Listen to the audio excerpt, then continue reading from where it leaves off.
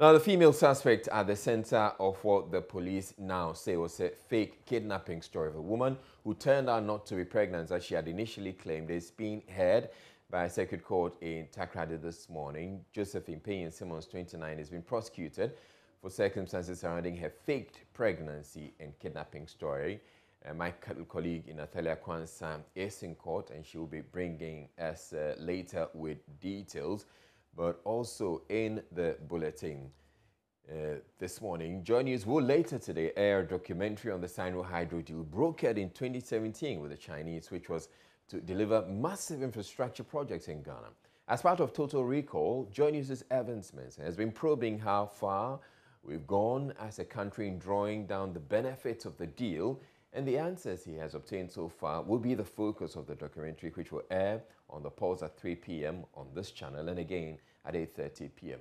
Ahead of the airing, though, I spoke with Evans Mensah on the AM show, and what he's found out, he says just about $80 million of the $2 billion has been accessed so far, with official sources saying a lot of the difficulties in assessing the funds has to do with the COVID-19 pandemic.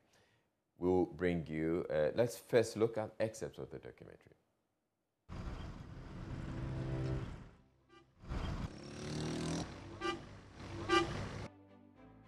Traffic, crazy snaking traffic. As far as the eyes can see, and as you can see behind me, this is the Adenta Dodowa Road. It used to be pretty easy to drive on in the morning and in the evening, but it has become a hotspot for traffic and a great border for those who live on this stretch. There are sprawling communities coming up on this stretch. This all the way to Oyibi, you have Ashiye, and then you also have places on this stretch with upscale middle-class residential areas, which has become pretty attractive for the middle class. The reason why in the last 2 years, this road is possibly one of the most traffic-prone areas in the Greater Accra region. What people have to do in the morning is wake up as early as 3 and 4 a.m. and avoid the main road, because if you stay on the main road, it's going to take you more than 3 hours to make a stretch that would ordinarily take you 20 minutes to travel. So what they do is find alternative routes. Now, this is one of the alternative routes that those who live on this stretch, who have to, on the daily basis, deal with the crazy traffic, have resorted to. These routes, as you can see in the background, is terrible in its own nature. It's not asphalted at all. It has gullies in it. It has craters in it. But people have to bear with that. That is the only way you can dodge the traffic. And it snakes by itself through the meandering communities in the connecting routes that join the main road. And so many have had to resort to this, as you see in the background, risking their own cars, their own health, and of course, having to pump a lot of money in repairing vehicles. For those who live in this particular community and on the stretch from Adenta all the way to Oyibi and Dodowa and beyond, it has become a living hell.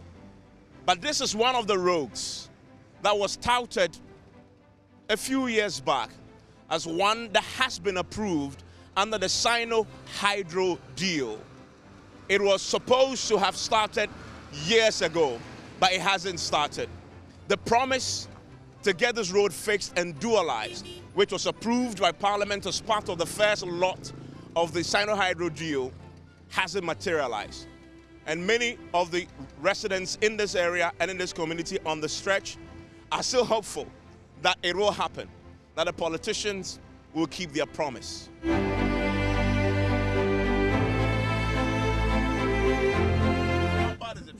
It's very bad. Every day, every time in the day, it's bad. So what do you do? I mean, I see that you've been trying to dodge it. Okay, so I live at the Regimental Estate, so I have to go round and round, and the road at the back is so bad. So it's very difficult. How early do you have to wake up just to dodge the traffic and get into town? 4 o'clock. They need to help us. In 2018, the Adenta Dodowa Road was one of 10 lots approved under the Chinese-sponsored Sino Hydro deal. It was scheduled to begin in 2019. 2 years on, the road remains undone, in a complete state of disrepair, and with traffic congestion worse than anything you have ever experienced anywhere, all day, every day. Evans, interestingly, honestly, I think it's dead. Kaisel Atafosing is ranking member on the Finance Committee in Parliament. I think it's dead for a simple reason.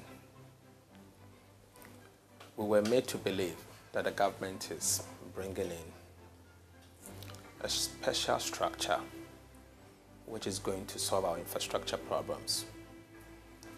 It is certainly not going to be a loan, but a barter system. And we will see an investment in excess of $3 billion US dollars over a period of time. Parliament approved an agreement for them to bring in the first tranche of about $500 million US dollars. But as we speak, under 25 million Ghana cedis has been drawn down. So that's, for me, after so many years, I can conclude that the Sino-Hydro agreement is dead. On 21st November 2018, Information Minister Kojo Oppong-Nkrumah announced that the first tranche of $649 million from the $2 billion facility has been made available to Ghana to access. 3 years on, only about $80 million of this amount have actually been released to Ghana. Dr. Mutaka Alolo is the Director of Special Projects and Investor Relations at the Office of the Vice President. The way the Sino-Hydro is structured, you don't get the money all given to you. So it is given per how much projects you have done. So out of the 6 lots that have been approved, works are ongoing. So at every stage they raise IPCs. The 6 lots that have been approved, about 300 and something million, that's what has been approved. That's what is ongoing. So the 300 million, 300 something million USD, yeah. That all that money is not, hasn't been given to government. So the work needs to be done. Our engineers here will certify that this work has been done. Then they draw down the money. They pay, the banks pay the money. That is only then that it becomes a liability on us. So we have this, so far I think we've drawn down about almost close to 80 million, but $80 million. $80 million. Clearly, Ghana has not done enough work to warrant the Chinese release of more Sino-Hydro funds. Out of the 10 projects approved by Parliament, none is yet to be fully complete. 6 have started and are at various stages of completion. 4 others, including the Adenta-Dodowa Dual Carriageway, which was scheduled to start in 2019, have not started at all since Parliament, by a resolution dated 28th July 2018, approved the Master Project Support Agreement. If you live on the Adenta-Dodowa Road, Dr. Alolo says expect the project to start hopefully next year.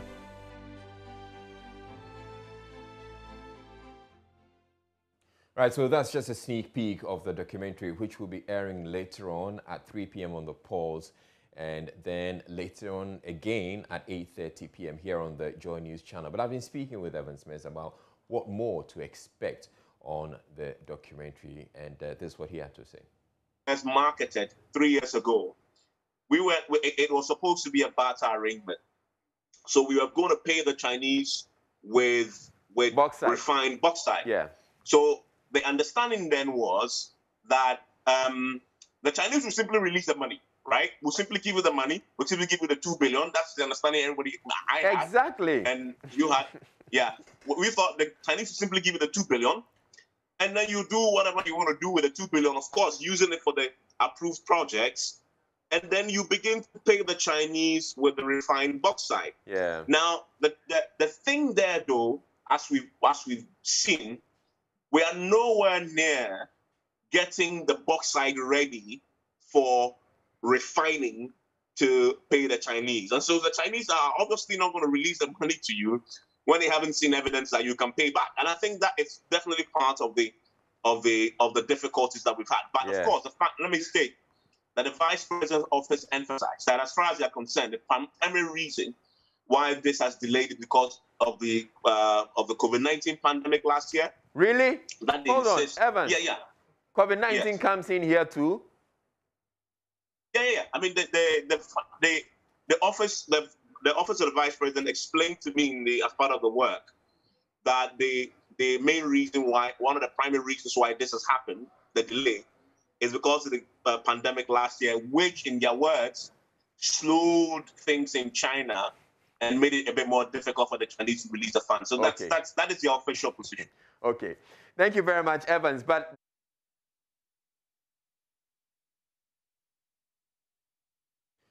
all right, so now moving on. The female suspect at the center of what the police now say was a fake kidnapping story of a woman who turned out not to be pregnant as she had initially claimed, has been heard by a circuit court in TAKORADI this morning. Josephine Payne Simmons, 28, appeared in court. She's been prosecuted for circumstances surrounding her fake pregnancy and kidnapping story. My colleague, Natalia Kwanzaa, is in court for more on today's hearing. And Ina joins me on phone. Hello, Ina. So what transpired in court? All right, Israel. So we are the TAKORADI Circuit Court this morning. The police have arraigned Justin Simons as the court. In court, 2 charges were preferred against her: deceit of public officer and publication of fake news to put fear in the public. With both charges, Justin has pleaded not guilty to these charges. All right. So what was her demeanor when she appeared in court? Israel, she was very calm. She looked like someone who is traumatized. And then based on this appearance, about 5 lawyers who are holding brief for her has pleaded with the court, with the judge sitting on the case, His Honor Michael Kujo Ampedu, to grant her bail because of the way she looks. And then they feel that when she comes home, it will be better for her than to be with the police. And how about the husband and other relatives? Were they in court as well? Yes, Israel, a lot of people are in court, especially her family members, and you can see that they are sort of calm. They are very calm today. The husband I saw this morning was walking around very calm with other relatives, including her mother, who is also in court today. They look very calm. And you're saying she pleaded not guilty. Were the lawyers able to succeed in getting a bail for her? Well, the case is still ongoing. The lawyers have spoken, and the judge on the case is yet to speak on that. All right. So we will be coming to you a little later for the outcome of the court proceeding, but do stay with us. And as you heard Ina say, the lady at the center of the fake kidnapping story in TAKORADI is currently in court. She has pleaded not guilty to 2 charges. We will be staying with the story. We'll bring you an update as the lawyers try to get bail, secure bail for her. But also, in other news, the Ghana Police Service has busted a member of the gang behind the recent robberies in parts of Accra. 4 daylight robberies were reported in parts of the city last week. In one instance, the robbers opened fire, leaving a bystander with gunshot wounds. Speaking on Current Affairs Program Newsfile, Acting Director of Public Affairs of the Ghana Police Service, ACP Kwesi Fori, said the service is in the process of establishing the identities of the rest of the gang. He also added that the police are re-examining the operational strategies to boost visibility at economic centers in Accra. Their way of doing things have been properly established within our intelligence system, and we are using every available means to get them. Thirdly, we've also distributed dossiers on them to our operational teams, to make sure that we get them. And we are coordinating these operations from national to regional level to the divisional levels. And we can see that coordination working very well. Even in one of the robbery cases that you've mentioned, we have we've made an arrest, and that person is under serious investigations, And the coming days, the coming times might tell us what we're going to do. That is why we said we're closing on them, and we've thrown an eager eye, monitoring all their developments. Been done even following yesterday's incident. The acting inspector general of police and the police high command invited the regional commander of Accra, Tema, and all divisional commanders of both regions. And that meeting went into late night, where strategies again were re-looked at. And some of the notable things that they called for was massive deployment at strategic areas, economic areas. And we're also going to ensure that we strengthen our intelligence efforts, patrols, targeting these criminals and making sure that we get them.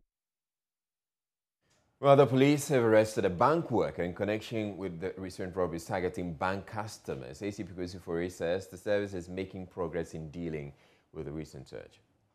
We arrested someone and working with the bank. Not necessarily a banking staff, but working with the bank. We arrested him yesterday, and a lot is happening on that also. Is this in Accra or Kumasi? In Accra. Okay.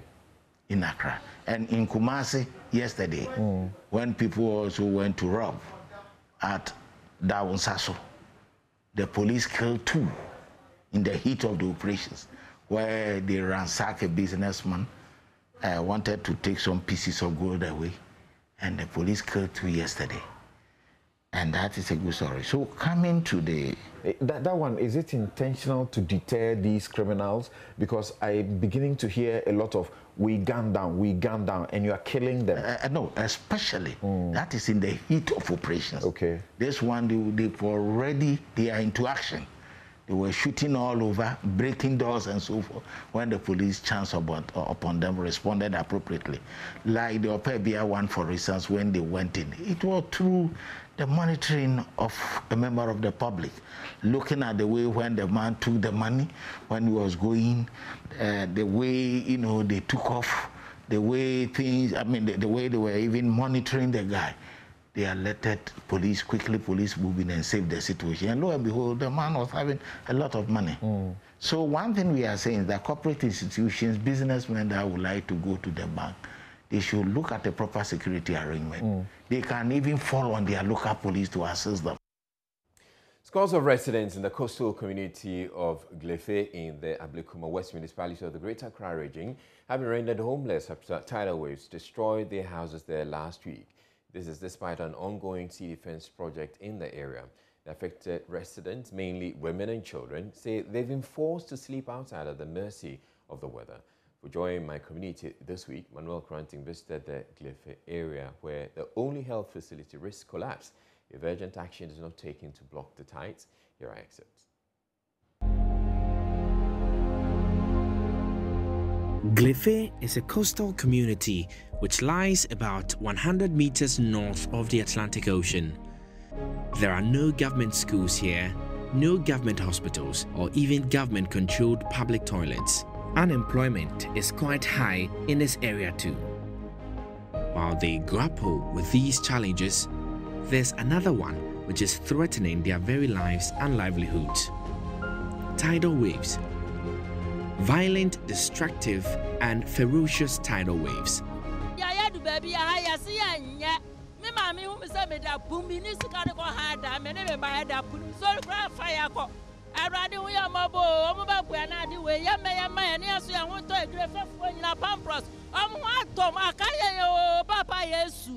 Every week, at least 5 houses here are washed into the sea by the tidal waves. This is as a result of rising sea levels occasioned by climate change. Not even the sea defense project here has prevented buildings from being washed away by the sea. For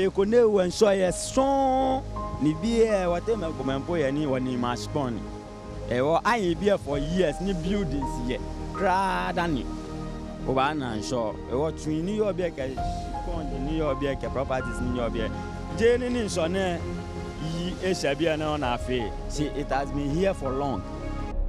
But he is not alone.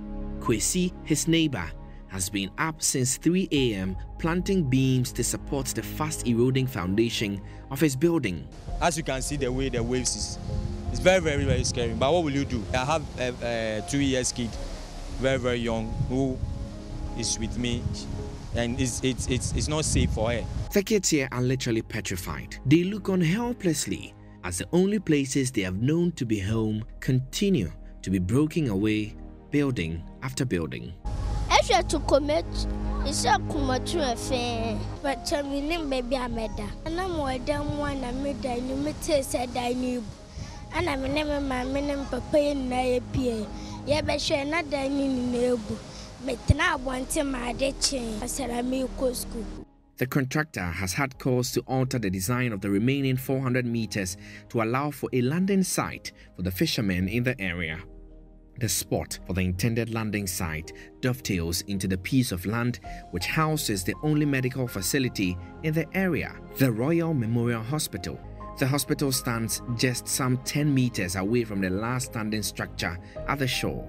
The nurses here practically work in fear. Dorcas Mensah is one of the nurses at the surgical theater of the facility. Some time ago, we were having a case done at a theater whilst we've cut a patient's abdomen open, and then all of a sudden we had a shake in the ground, and everything, the towels and then the bed the patient was on, everything sank down, which was... You're watching News Desk here on the Joy News channel. We're taking a break. When we come back, we're bringing you the very latest on the German elections, and then we'll also be going to TAKORADI to get the very latest from the court proceeding involving the woman who is said to have faked a pregnancy and kidnapping. Do stay tuned. We're back in a bit.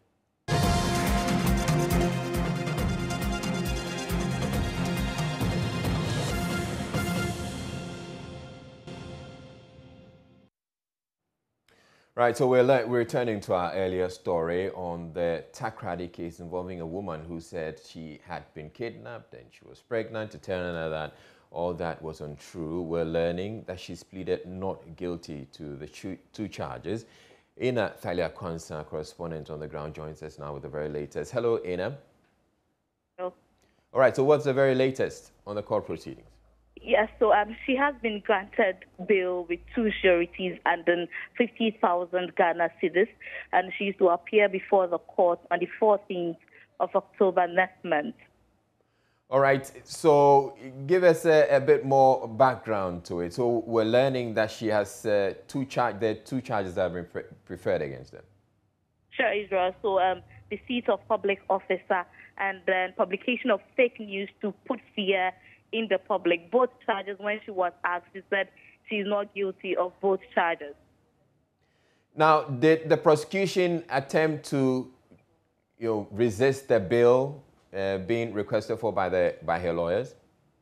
Well, initially, the lawyers made submissions that one of the lawyers made submission that she has been detained in police custody for 7 days, and then she has been denied of her constitutional rights, that is getting a counselor for herself. And that was when, so based on that, one of the lawyers was saying based on that she should be granted bail, which the judge should use as discretion or the discretion of the court. So it was when this comment came that the prosecutor, Superintendent Emmanuel Basinteli, also said that no, if the lawyer says that, that is very wrong, because from Tuesday when she was found, that was on the 21st of September, when she was found in Axim, she has been at the hospital, from Axim Hospital, receiving medical treatment, then to the PM Kwanza Regional Hospital, where another examination was done on her.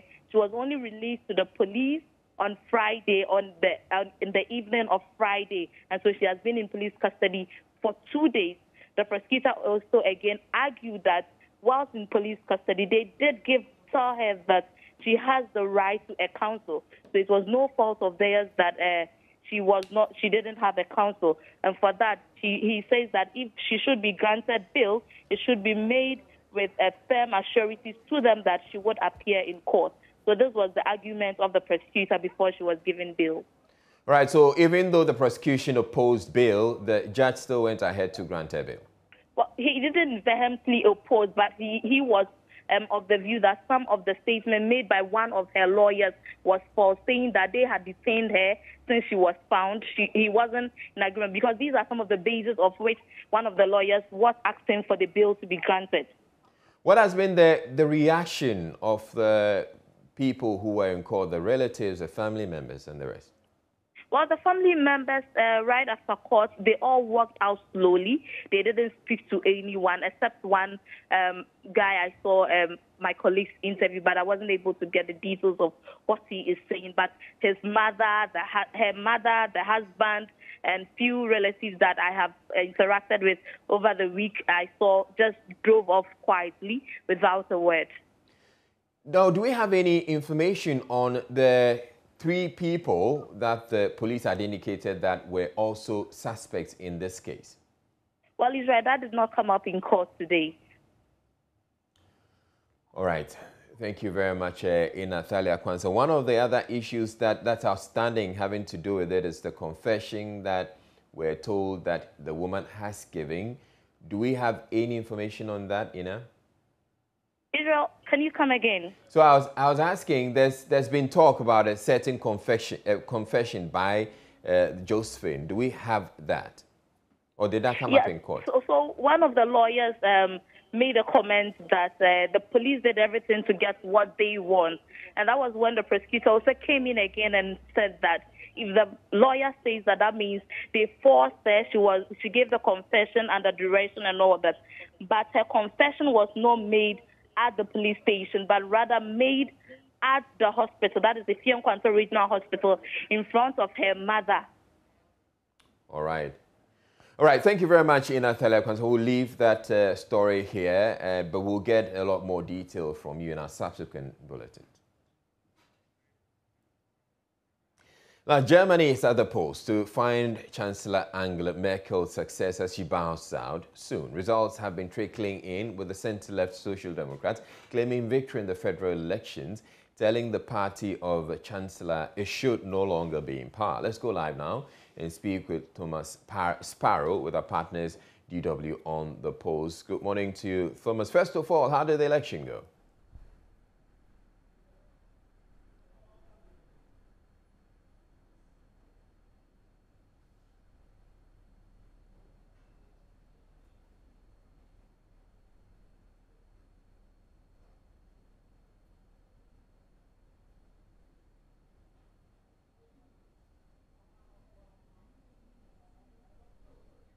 Kann nichts hören.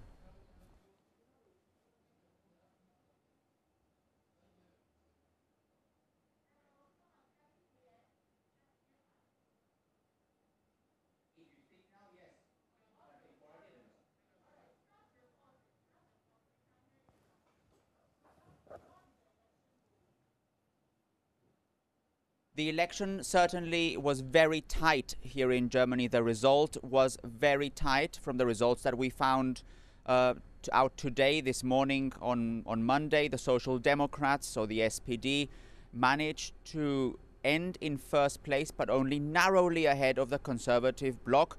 And what this essentially will mean is that coalition building in Germany in the next few months will be particularly difficult. You may know that in Germany you have to form a coalition in order to be in government, so there's not one party that has enough majority to form a government on its own. And basically what's going to happen now is that different parties will have to come together to try and find compromises and then try and sign that coalition agreement, which will determine not only what course Germany will take in the next 4 years, but also who will be the country's next chancellor, replacing Angela Merkel after 16 years. The leader Olaf Scholz is already claiming victory in the polls. What's been his motivation and the reaction of Armin Laschet? Those two leaders, so Armin Laschet from the Conservative bloc and Olaf Scholz from the Social Democrats, actually stressed that they would like to form a government. They would like to lead a government, obviously not with each other, but they would like to lead a government. And this is also a result of the fact that these elections have been so tight. So now the questions that many are asking here is not only which party will lead Germany's next government, but also with which other possibilities. And that's when you have to talk about the smaller parties, the so-called possible minority coalition partners like the Liberals, the FDP, or the Greens. They will be absolutely vital to build a new coalition in Germany. They're so-called kingmakers, and as such, they have even indicated that they may start talking themselves and then decide whether they go to the Social Democrats or whether they go to the Conservatives on the other hand. But basically what this means also from an international point of view is that Germany, at least in the next few weeks and months, will be more and more concentrated on itself until it decides what the next government here will be. What's been the relationship between the two rival parties?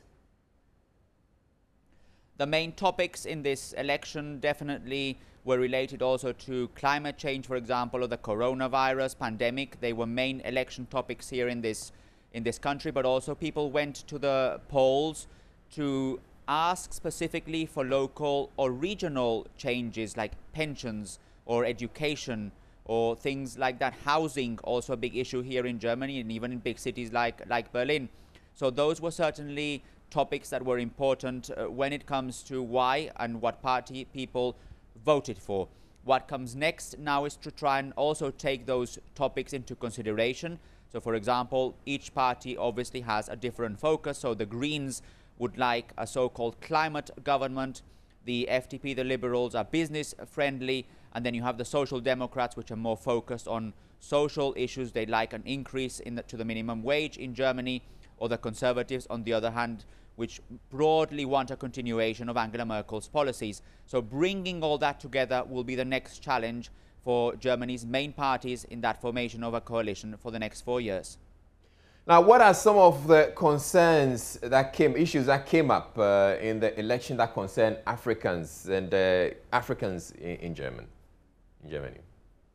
Africa has actually played an important role here in German politics for the last few years. It was a very important continent for Angela Merkel, especially in her last 4 years in office. You may know, for example, the Compact with Africa program, the goal of which was to promote private investment in a dozen African countries and bring those African countries together with European governments or with international organizations. It is a big question whether that will continue under a new government, so it will be interesting to follow in the next few weeks and months what the different parties promise when it comes to Africa. But you can say that probably Africa will continue to play a big role in German politics when it comes to other issues as well, like security and peace and stability, for example, in West Africa and in the Sahel region, or migration could also continue to play a big role in European politics and Germany also in the next 4 years. So we don't know the details, but we do know that broadly Africa will continue to play a key role, a very important role for German politics in the era after Angela Merkel.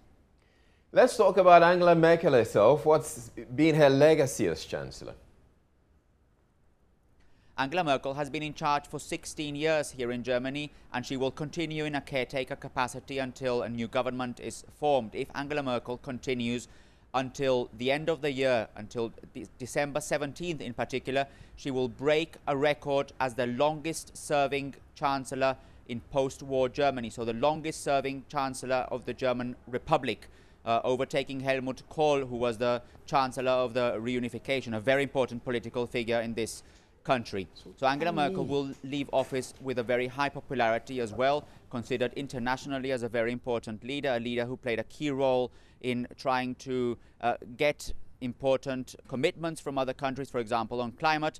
But here in Germany, that legacy is also has some shadows. For example, there are those who consider that Angela Merkel was too busy resolving crises and as such didn't have a proper vision for where she wanted to take Germany, and that she didn't manage to fulfill some of her goals, like for example more investment here in Germany or some of climate goals here in this country. So certainly an important legacy if you view it from abroad. Here in Germany the view is a little bit more nuanced.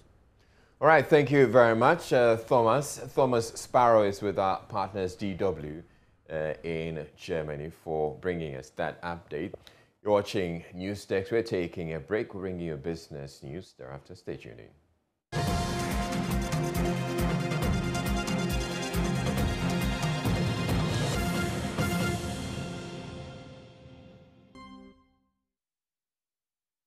Hi, good morning. Welcome to Business. My name is Darryl Kwao. Now, as government takes steps to improve on revenue mobilization, tax expert Dr. Abiola Alina Chia is confident digitization of tax payments will mitigate non-tax compliance issues and broaden the tax net. Government has been sounding the alarm on tax evasion, especially amongst professionals. Here's more from this year's presidential luncheon by the Institute of Chartered Accountants, Ghana. The 2021 annual presidential luncheon of the Institute of Chartered Accountants, Ghana, was under the theme using digitization to broaden the tax net. Senior lecturer at the University of Ghana School of Law, Dr. Abdallah Ali Nachia, maintains the assertion that some accountants are evading taxes are partially true. According to him, one of the key challenges the country faces in tax mobilization is unemployment and corruption. We need to adopt digital platforms. Very necessary. In that way, we are able to reduce the kind of barriers that exist in tax compliance. We can also use data-centric approaches in dealing with any compliance problems that taxpayers may have. We can also, with the digitization, deal with the taxation of the digital economy, because we can interface with the digital service providers and be able to track their revenues.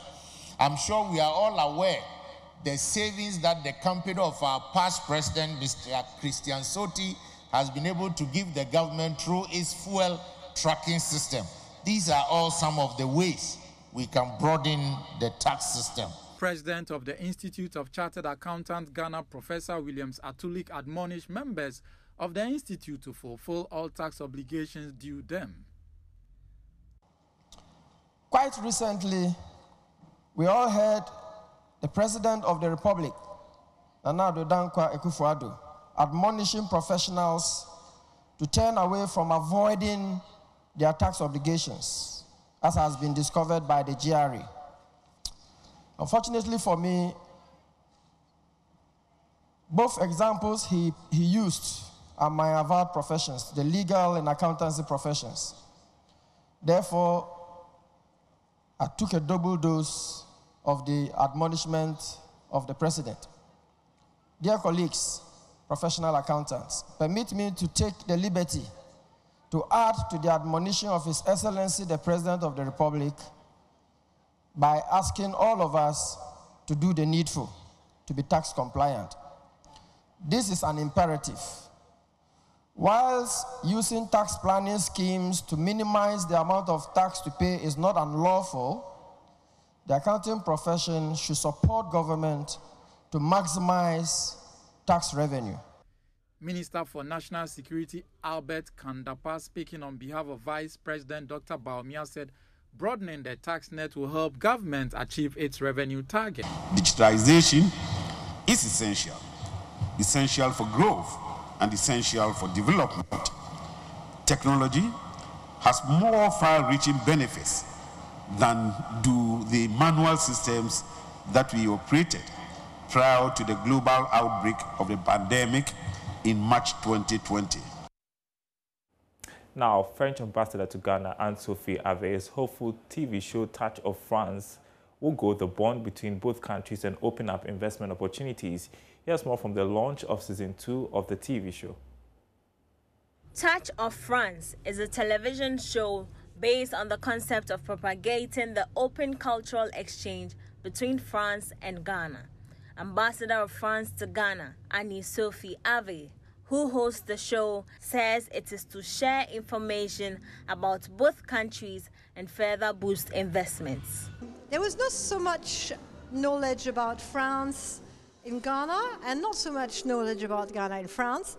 So I thought we need to, lift a bit of a corner of a curtain on it, show what we do in terms of culture, what we do here in Ghana, the embassy in terms of cooperation, teach a bit of French.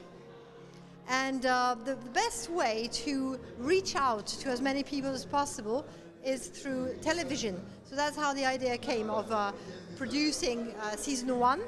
So it's basically giving a broader image of what France does, and also reporting somehow what France is doing in Ghana. Ghanaians have the right to know.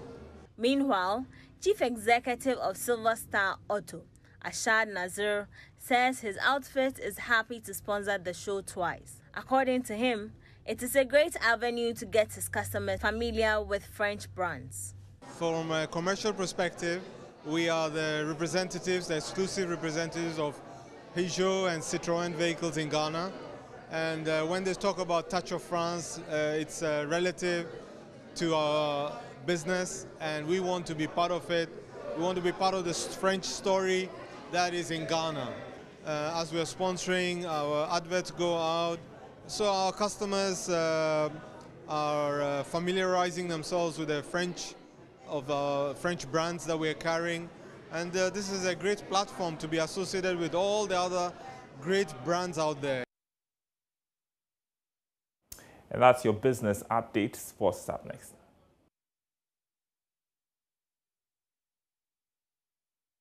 All right, it's time for some sports, and Haruna Mubarak is joining me in the studio. So, Haruna, what's up with sports?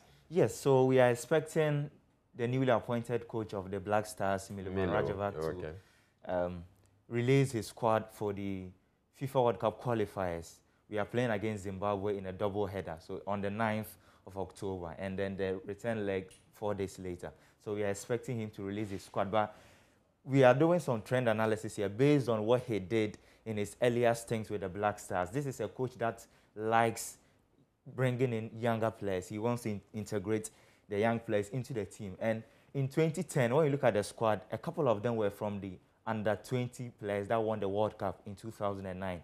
This time around, we have an under-20 team that won the African Cup of Nations. Okay. So we expect him to choose some. None of them has made a competitive appearance for the Black Stars. So we are expecting him to select some of them into the team. And of course, the top players in Europe as well, we expect him to call some of the performing players. Kamal Dean of Rennes in the French League, he's doing very well. He has scored 3 goals so far this season. The captain of the side, Andre Ayew, in Qatar, he has scored 3 goals in 4 matches as well. So we are expecting him to select veterans as well as the youth. All right. So these are some of the stories we're anticipating to come up in sports throughout the rest of the day. When are we expecting the call-up to be Well, the FA has not been definite about it, but we expect the call-up to come hopefully during the week. Okay, what else are you looking at?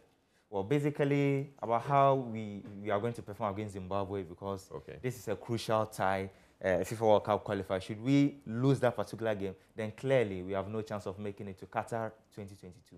All right, thank you very much, Haruna Mubarak, bringing us the sports. And do stay tuned in. You'll be looking out for that all through for the rest of the day. But that's it for News Desk. I'm Israelite. Thank you very much for watching. Have a good day.